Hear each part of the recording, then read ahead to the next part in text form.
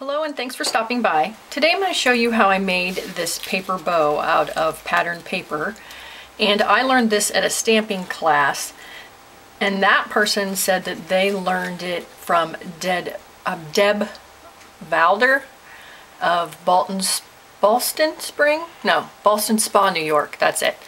And she wanted me to make sure that I gave her credit because she didn't get it or create it herself. Anyway, I just think these are the cutest little bows, and they're really not that hard to make. So let's begin. You're going to need some strips of patterned paper. You're going to need 8 1-inch strips that are 1 by 6, and I have 2 different patterns. You can make them all the same pattern. Your bow can be all the same. I tend to like to make them 2 different patterns. So you'll need 8 of these, so I'm going to have 4 of these and 4 of these. Then you're going to need 4 1 by 5-inch strips, and again, I have the 2 different patterns, but you can have all the same patterns. And then you're going to need 1 by 4, just 1 strip of that. And you're going to put this together. I've done a lot of it so we can go through the video quickly, but I want to show you on your 1 by 6-inch strips, you're going to fold it, take the pattern that you want to show, and you flip it over and put some glue on this end, some tape. Then you're going to take it with both hands like this and fold it together, and then I hope you can see, I'm going to try to move closer to the camera. You kind of put it to where this little tab comes out. Hope you can see that. I'm going to flip it over and it looks like one of those breast cancer awareness ribbons on the back. So I'm going to do it one more time for you on the other piece. So this is the pattern I want to show. So I'm going to flip it over. I'm going to put tape on this end. You're going to take it and fold both ends together, and one of the corners is going to be as close in the middle of the other 2 corners. And then when I flip it over, it kind of looks like that breast awareness ribbon. So you're going to do all, I did them ahead of time, but you're going to do all 8 of those. So you're going to have 4 and 4. And then you're going to take your 1 by 5-inch pieces, and you are going to do the same thing, but it's a little bit different fold. This is the pattern that I want to show, so I'm going to turn this over. And you're going to take both ends and you're going to slide it to where they're right on top of each other. It kind of looks like a collar. So this is going to be perpendicular. Again, I'm going to do that again. This is the side I want to show. I'm going to flip that over. Take this and put it to where the corners meet. And it's kind of going to look like a collar. And then you're going to have 4 completed one of those. So 2 and 2. Move that to the side. I'm going to take out 4 of the ones I did before, and then you're going to need some type of punch pad or press pad, and you're going to put these together. So you're going to need your paper piercer, and you put these together like so. And they kind of just go across from each other. It's going to be 4 this way. And this is the part where when I was learning this, I was like, oh, it has to be perfect. And you'll find out that it doesn't have to be exactly perfect. It turns out, in fact, once you put it together, you can straighten it out. So then you take, once they're all together in the middle, you take your paper piercer and you poke that down in the middle.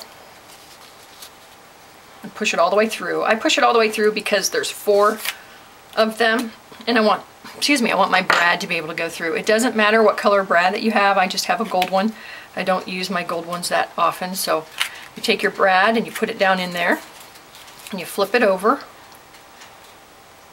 and there's not a lot showing, so sometimes it's good to actually push it down with your paper piercer. So it's going to look like this. Now for the video, I've done that already with the other ones I made. So you would do the same, let me move these out of the way, you do the same thing with these 4. And so they would look like this. I have a bow that, so the 1 by 6 inches, you fold them, put them together like this, and then you're also going to do the same with these 4 by 4s, or excuse me, 1 by 5s. Again, you just put them together. Oops, I'm gonna want these the opposite. And you can do it any way you want. You can put the patterns side right next to each other. You can make it all one pattern. It's your bow, so you can make it how you want to. And these are going to be a little bit closer because they're going to be the one that's going on top of the other two. So you put this together like so. Again, you pierce this down in the middle, getting all of them. Sometimes it's a little bit harder to get all of these, but if you poke it and it didn't get all the way through, just find it and do it again. And you put your brad in there again. Pull your brad out.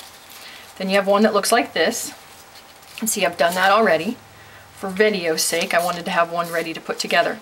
So then you start building your bow. You're going to take the one that you want on the bottom.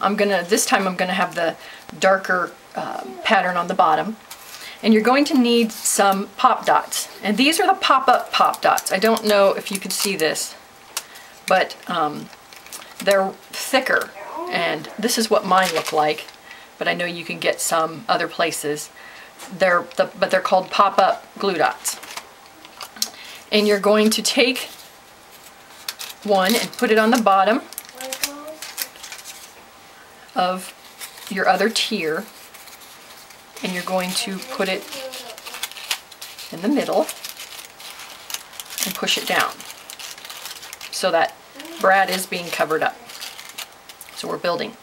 And then you take this next layer, and again you put another pop dot on that, and you put it down in the middle again. And lots of times you can put your finger through this little bow, straighten your little bows out. And then you have one last thing to put in. And this is where your 1 by 4 strip comes in. This is what it looks like. Whatever pattern you want to show, you put glue on the other end, and then you just fold it together like a little circle. And this one, there's no rhyme or reason. I usually do them about that size. You don't want to make it too small. You'll just get the feel of how big you want to make that. Then you take this last thing, and I usually make sure that on this crease is where I put my glue dot. Get my bow back together and put this down in the middle. So it covers up that last. And there you have it, a paper bow. Is that not cool? Here's the other one I made with kind of similar papers, and the yellow one I had on my blog. Well, thanks for stopping by, and hopefully you can make a paper bow too. Bye-bye.